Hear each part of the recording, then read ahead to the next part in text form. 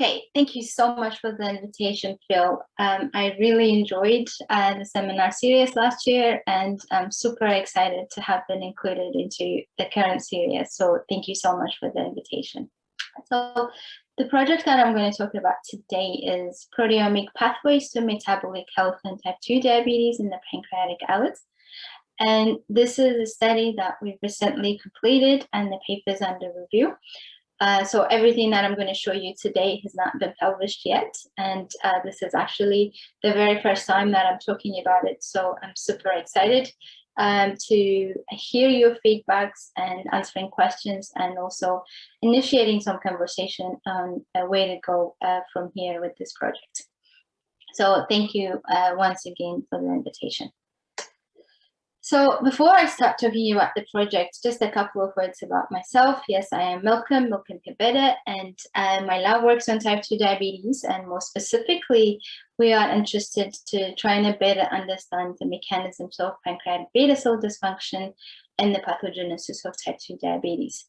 And this is our lab's website, and please do check us out when you do have the opportunity. So we are located within the Charles Perkins Centre of the University of Sydney here in Australia.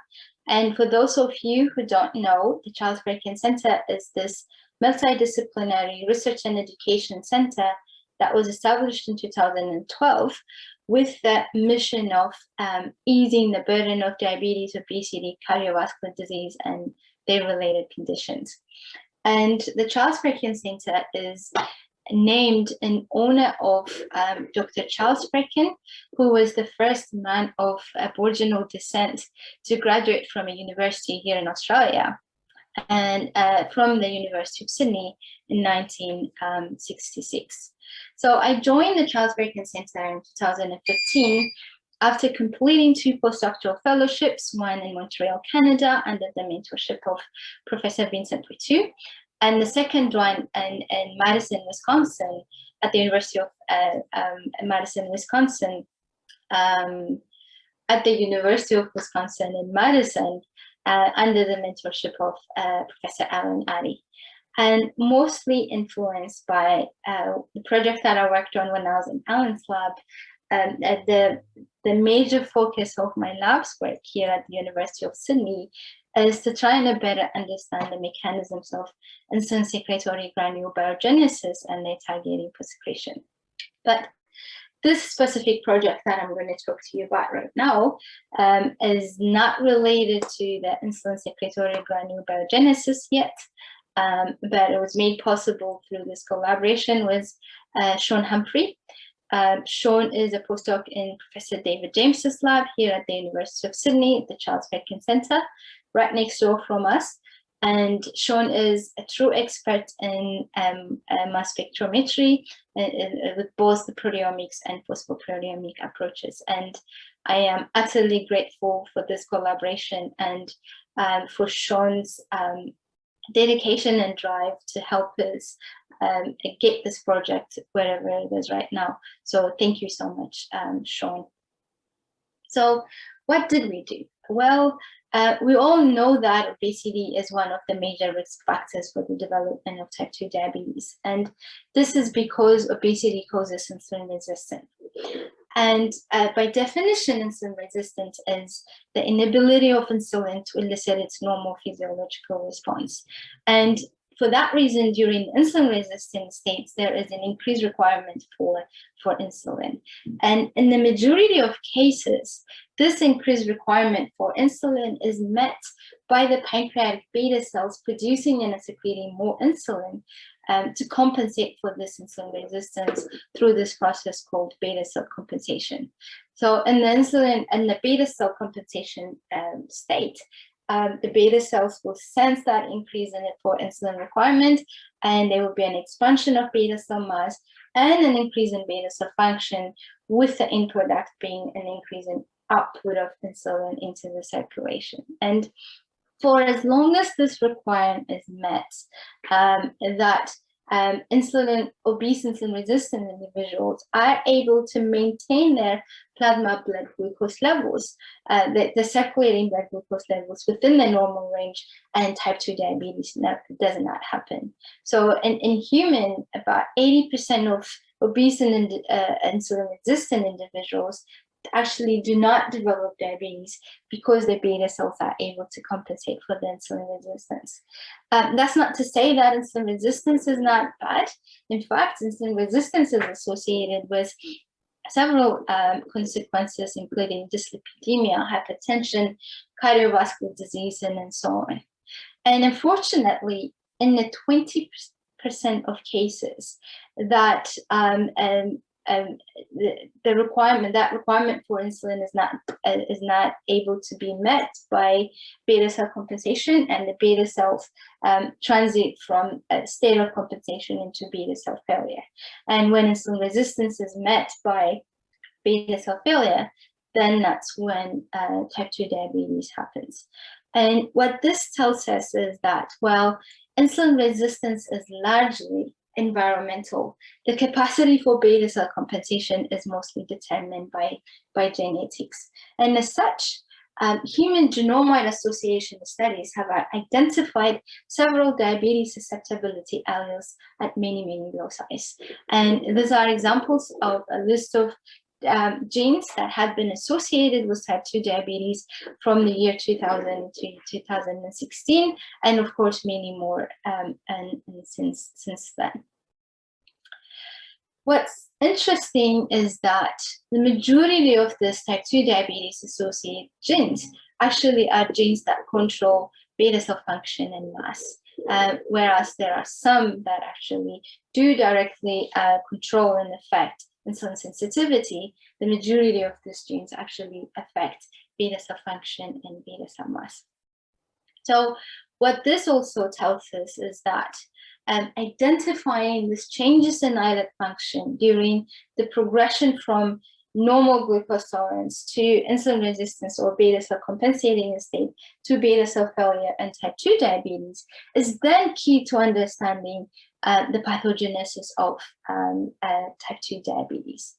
And one way we can try to identify these changes in islet function through this transition states is by perhaps measuring or identifying an unbiased proteome, by performing some unbiased proteomic approaches of islets isolated from animal models of varying degree of susceptibility to obesity or insulin resistance induced type 2 diabetes, and to try and correlate that change in protein expression in those islets to their metabolic parameters.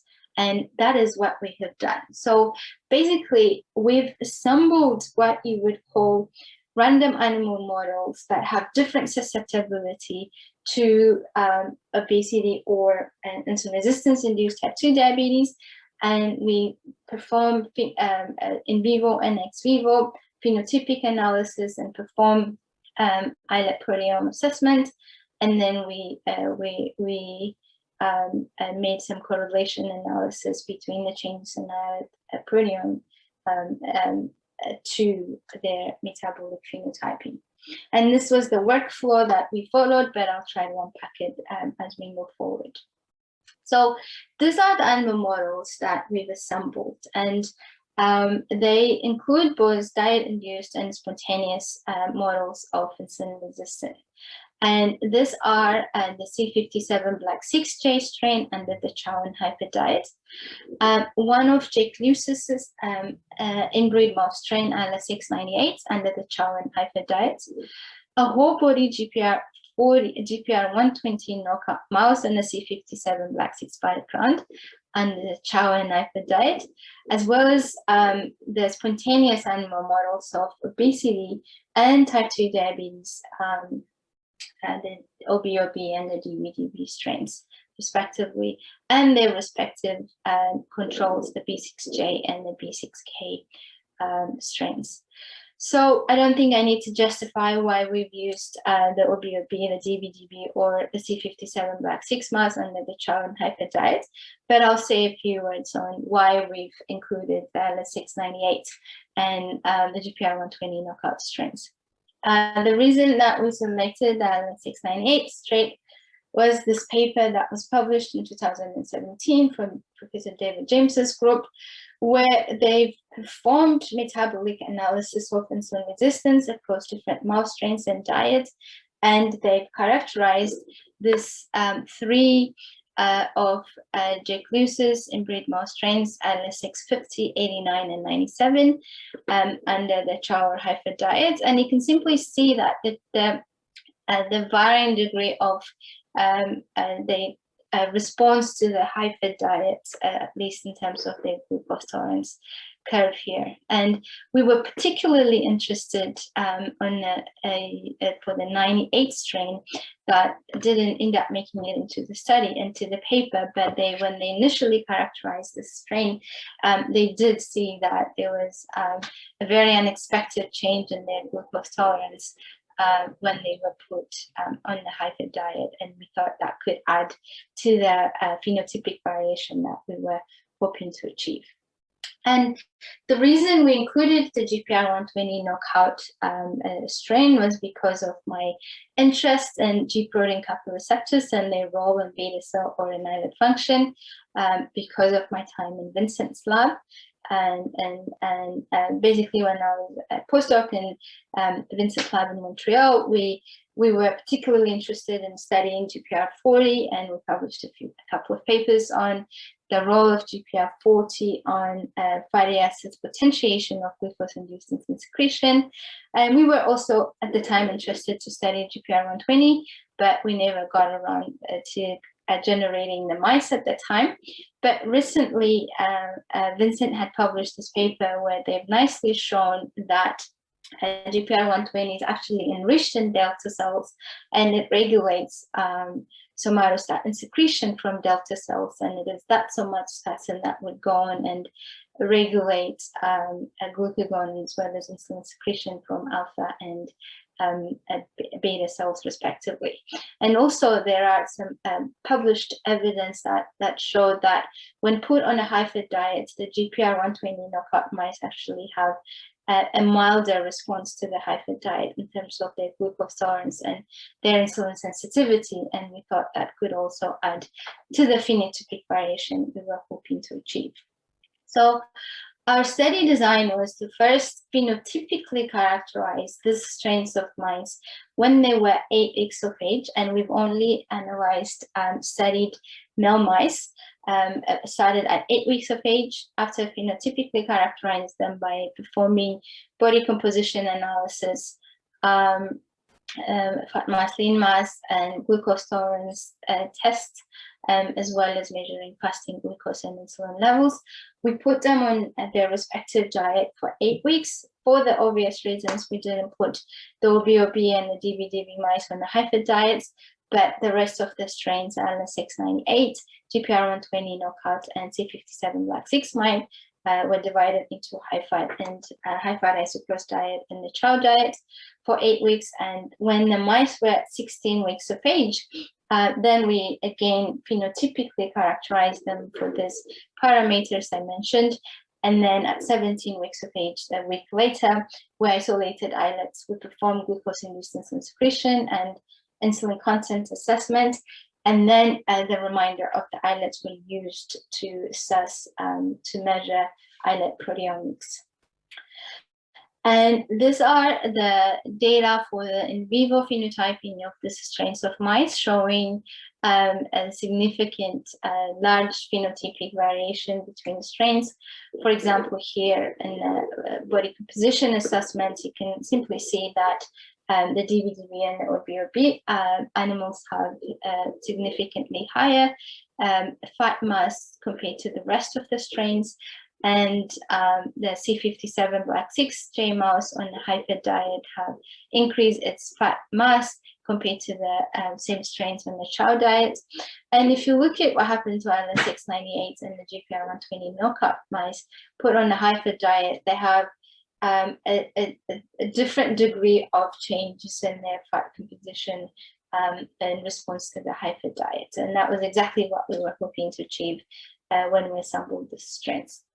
And if you look at the fasting blood glucose levels, the majority of the animals were able to maintain their blood glucose levels within the normal physiological range. One thing to note is the C57 Black 6J, a strain put on a high-fat diet, displayed a statistically significant increase in fasting blood glucose levels, although the values are within the normal physiological range. And only one of the DBDB animal from the 3 that we're showing here developed fasting hyperglycemia. It's important to note here that by 16 weeks of age, the majority of the DBDB mice do develop type 2 diabetes or fasting hyperglycemia, but not all of them do. And in this case, one of the 3 animals that we're showing here only developed hyperglycemia and the rest of didn't. And another thing I wanted to note here is that we've characterized more than 3 mice per strain for our phenotypic analysis, but only 3 animals per strain were used for the proteomic assessment. And for that reason, we've only showing the phenotypic analysis or data of the 3 animals per strain that we analyzed for the islet proteome. So here is the area under the curve of the glucose tolerance test, again showing some variation across the strains. One thing to note is the DBDB has the high glucose area under the curve value, and again the C57 Black 6 on the high-fat diet also increases area under the curve of the glucose clearance curve compared to the chow, as you would expect. And these are the curves showing that greater degree of phenotypic variation. And here, interestingly, when put on a high-fat diet, the Alleles 698 strain actually have an improvement in its glucose clearance curve, as indicated here in the area under the curve, as well as if you look at the curve here, the very bottom curve is the glucose clearance curve for the Alleles 698 on a high-fat diet, and the curve above it is the glucose clearance curve of the Alleles 6 on the chow diets, which we thought was quite interesting. These are the data for the ex vivo islet phenotyping of the strains, again showing significant variations across the strains. And also here we even see variation in insulin secretion within the same strains of the different animals, which we thought was interesting, was for the insulin secretion as represented as high glucose over basal, and here insulin content express content over DNA. We then performed a correlation analysis between all measured phenotypes in this mice, and we find that there is a nice correlation between all the in vivo phenotypes, as you can see here in the middle. However, we find poor correlation between the islet-centric phenotypes and in vivo phenotypes, with the exception of that islet insulin content correlating better with the glucose tolerance measurement, which we thought was also interesting, but it makes sense. Okay, so now that we've phenotypically characterized all the strains of mice and we were able to achieve the variation that we hope to see with this with the phenotypic variations that we hope to achieve by assembling all the strains. The next step is to quantify the islet proteome of these strains. And yeah, froze a little bit. So the next step was to perform the islet proteome of this strains. And One of the limitations of generating a proteome assessment for islets is the limitation with the limited starting material. And in order to help us facilitate generation of deep proteome with this limitation of lower starting material in islets, we've started by generating a strain and tissue-specific islet peptide spectral library. And to do that, we've pulled islets from 3 to 6 biological replicates from each of the strains. And we extracted protein from that. And this protein pool was digested, peptides fragmented, and analyzed by LC-MS analysis. And the analysis in this case was performed by data-dependent acquisition. And what this allows us to do was to generate this comprehensive strain and tissue-specific peptide spectral library for the islets. And by doing that, we were able to quantify 11,689 islet proteins. And we believe that this is the largest quantified islet proteome for the mouse. And so we're super excited about that.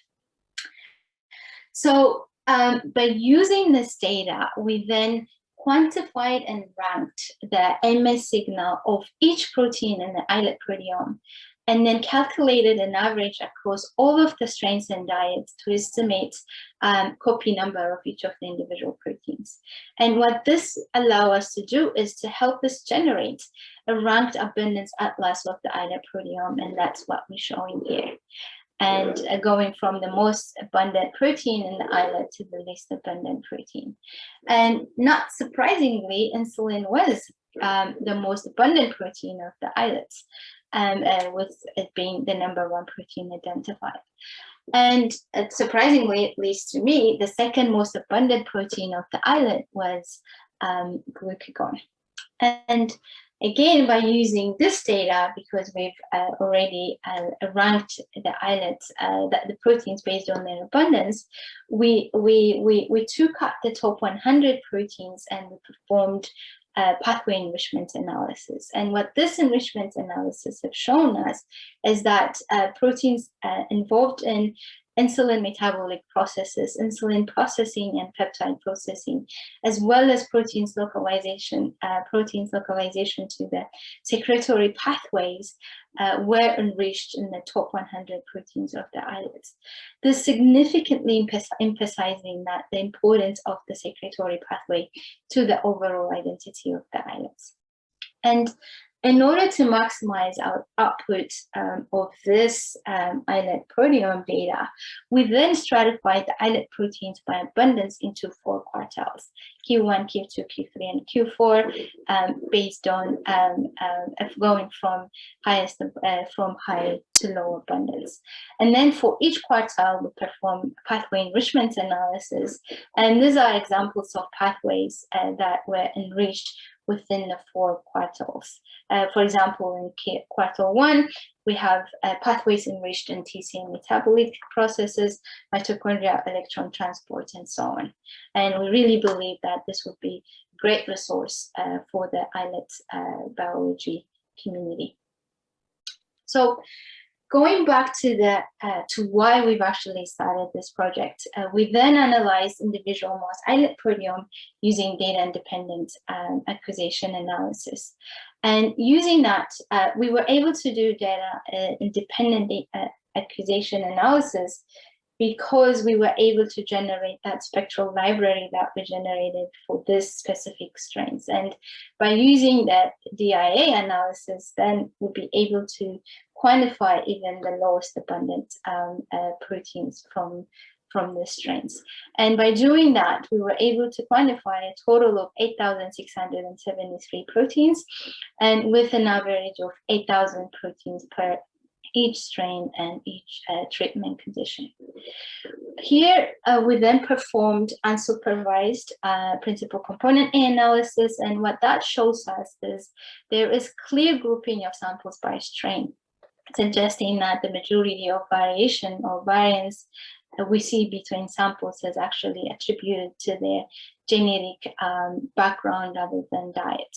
And for example, here, both the DBDB and the BOB strains show clear separation from the rest of the strains in the first component.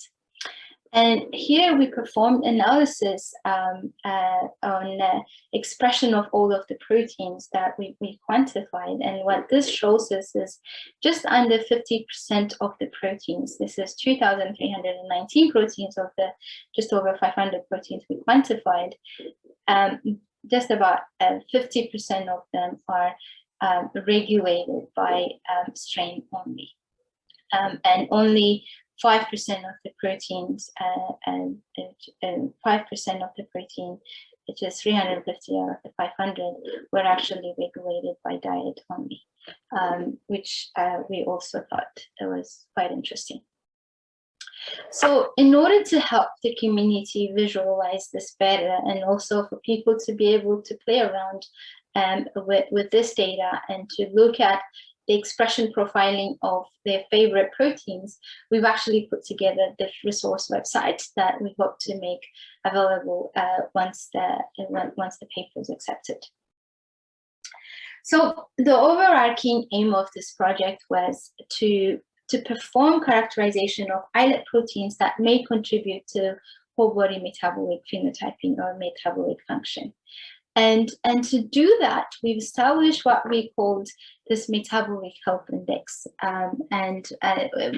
We generated this metabolic health index.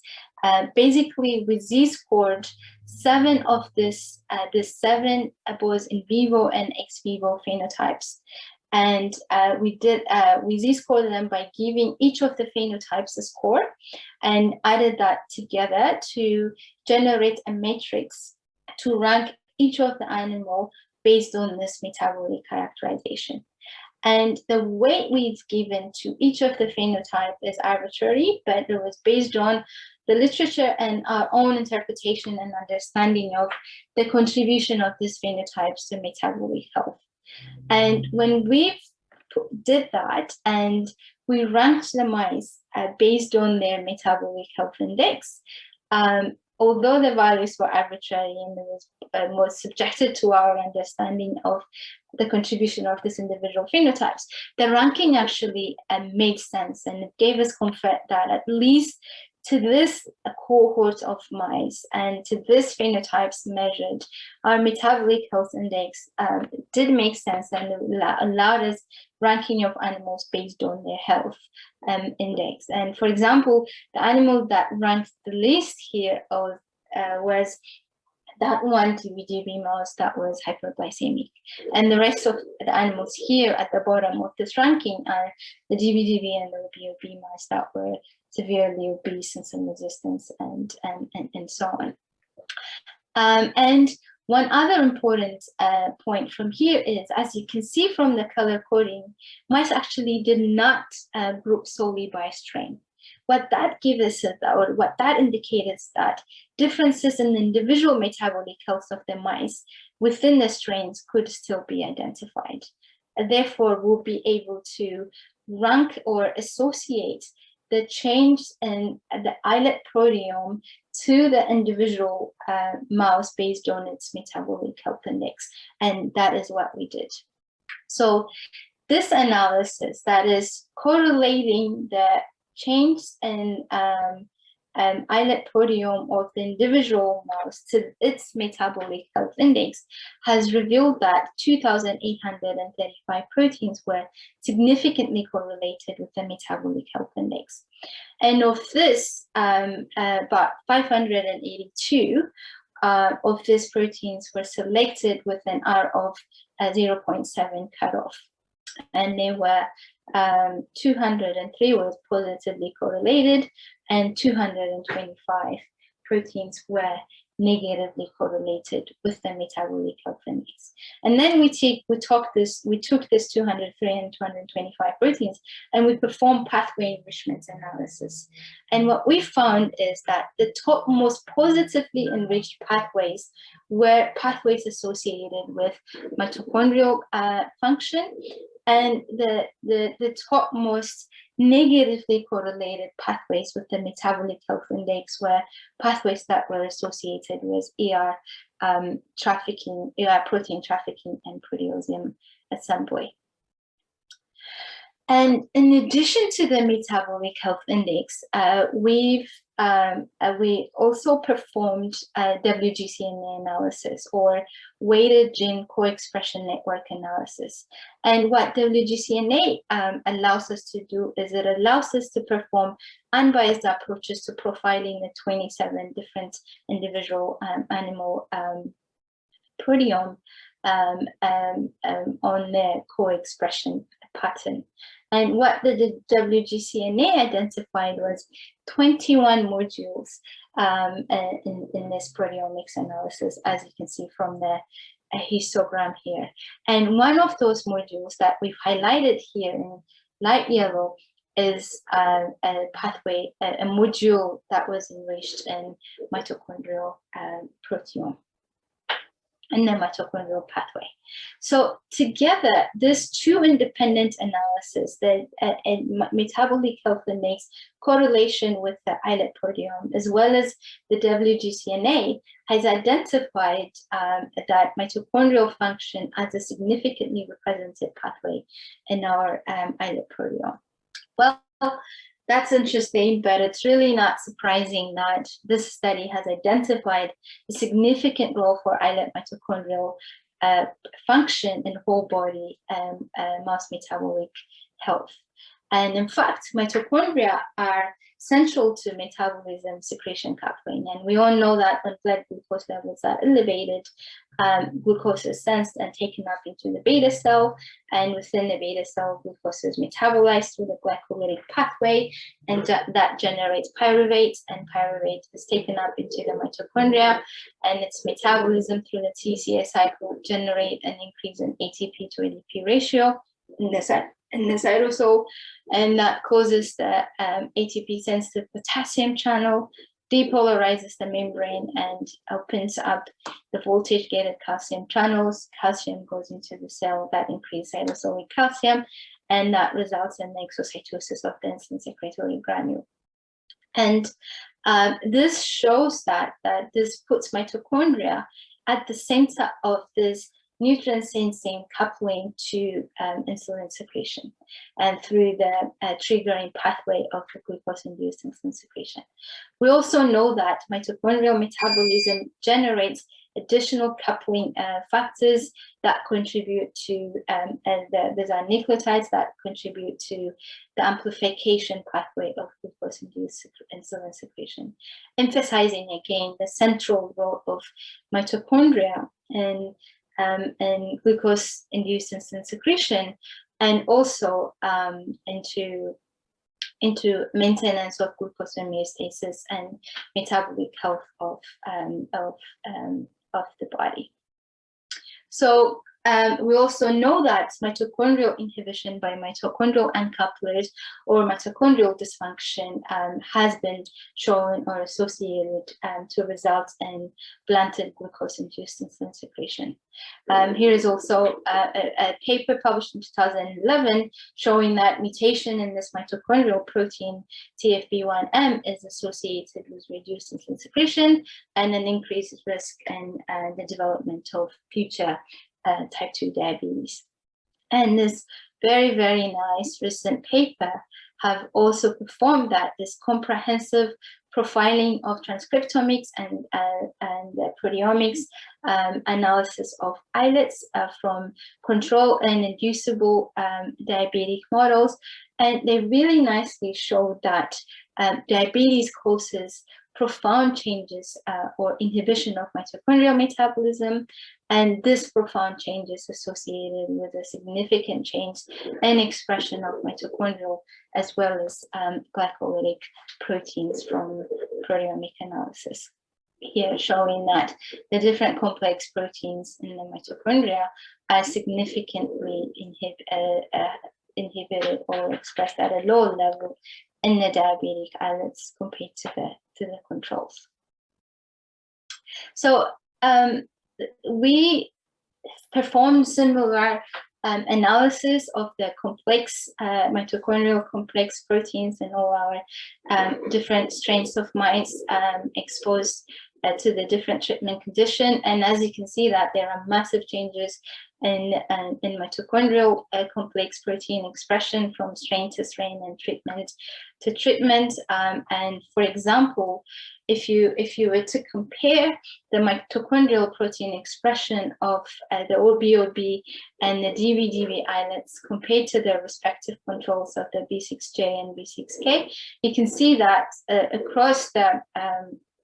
across all the complex proteins of the mitochondria, the OBOB and the DBDB have a lower expression of mitochondrial proteins compared to the control. Another example is if you were to compare same expression profiling of the mitochondrial proteins in the islets from B6J animals fed a chow diet compared to the high-fat diets, complex 1 protein expression did not change markedly in the high-fat fed islets, whereas as it did in the OBOB islets, but complex 2, 3, and 4 proteins have actually did change, and they went down in the islets from the B6J animals fed high-fat diets. And finally, if you were to compare the expression profile of islet, the mitochondrial protein expression in islets from Alleles 698 mice, and these mice are the mice that resisted to the effect of high-fat sucrose diets, what we see is there is a relatively low level of expression of complex 1 proteins in both the chow and the high-fat diet conditions in the Islet 698 strain. So armed with this information, we then performed whole islet whole islet respirometry analysis or mitochondrial function test across all of these strains using seahorse experiments. So we've taken islets out from all of these strains of mice in a new cohort of mice, fed only a chow diet in this case. We didn't have the opportunity to perform the seahorse experiments after feeding the mice in the high-fat diets for those that we did in the initial study. But we've taken islets out from all of the strains and we performed mitochondrial function tests or measured oxygen consumption rates in them. And this is what we see. Let's start by showing you what we see in the OBOB and the DBDB and the respective controls. So in the light green and the darker green is the profile, oxygen consumption rate profile of the control animals, the B6J and the B6K, showing very similar patterns. And before I go on, I just wanted to say that all of the treatment conditions here, compared to the basal condition, the first few minutes, adding 20 millimolar of glucose or oligomycin to inhibit ATP synthesis, the mitochondrial uncoupler, FCCP, and inhibitors of complex 3 and 1. They all did what they were expected to do. So adding glucose increases oxygen consumption rate in all of the conditions except for the DBDB, as you will see. And adding oligomycin inhibited ATP synthesis and lowered oxygen consumption rate. Mitochondrial uncoupler increased oxygen consumption rate. In some of the unstressed islets that actually gave us the maximal response, and inhibiting complex 1 and 3 completely abolished oxygen consumption rates in all of the strains that in all of the islets that we tested. So the difference we see in this in the phenotypes is when you compare the DBDB in the darker purple to the lighter purple in the OBOB, we see that the OBOB have an increase in basal respiration compared to its control, and it has a really massive change in response to glucose and a massive drop when you inhibit ATP synthesis with oligomycin.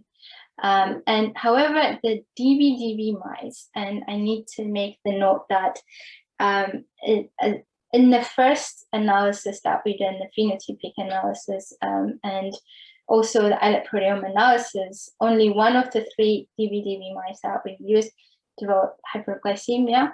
But for this cohort of mice that we've used to measure oxygen consumption rate, all of the DB mice, actually all 3 of them, developed type 2 diabetes and were hyperglycemic.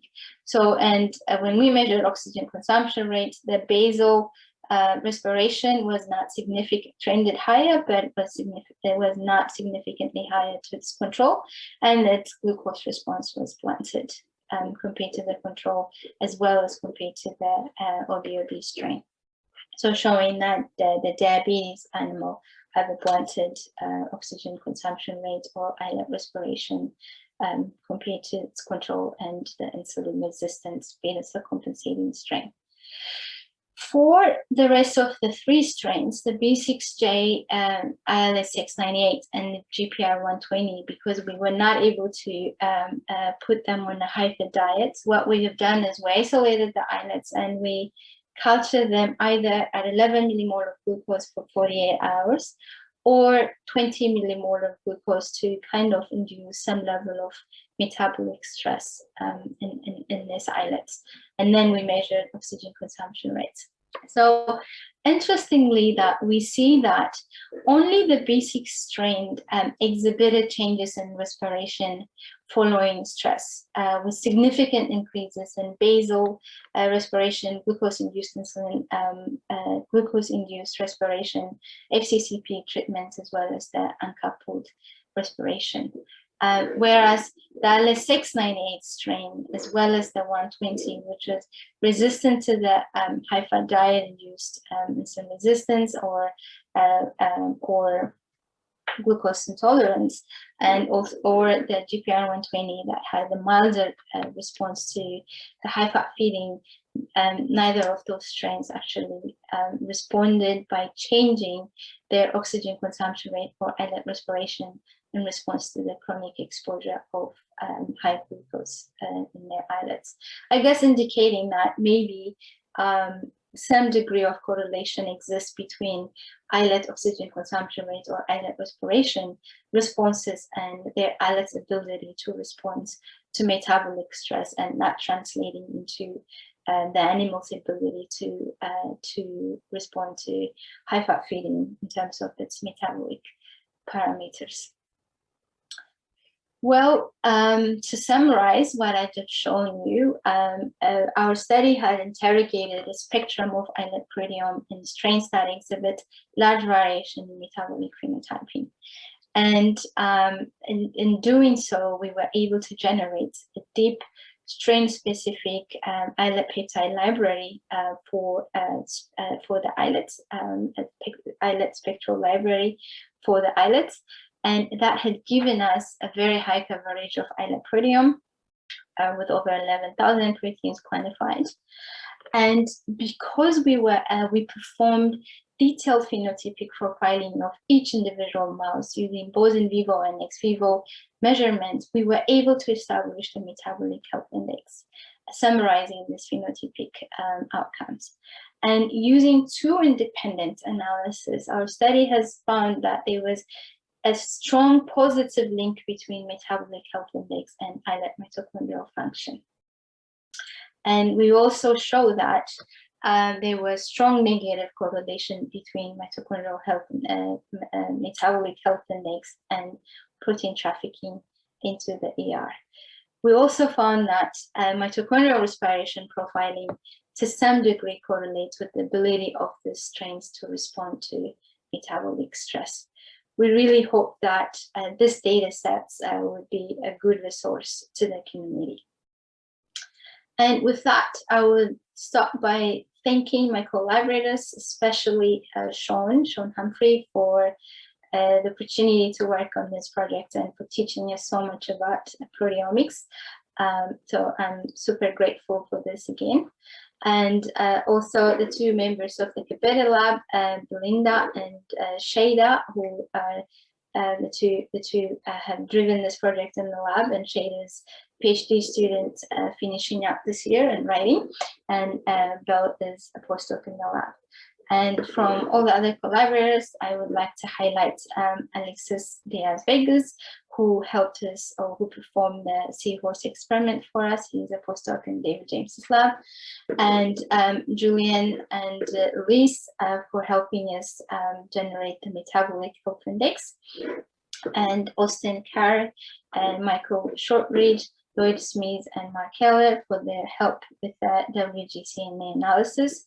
And of course, everyone else in this list who've contributed greatly intellectually as well as with resources. Thank you so much for listening, and I really look forward to answering questions and your feedback, and also, as I said at the beginning, to just initiating some conversation on where to go from this with this data and with this project. Thank you once again for the invitation to speak, Phil.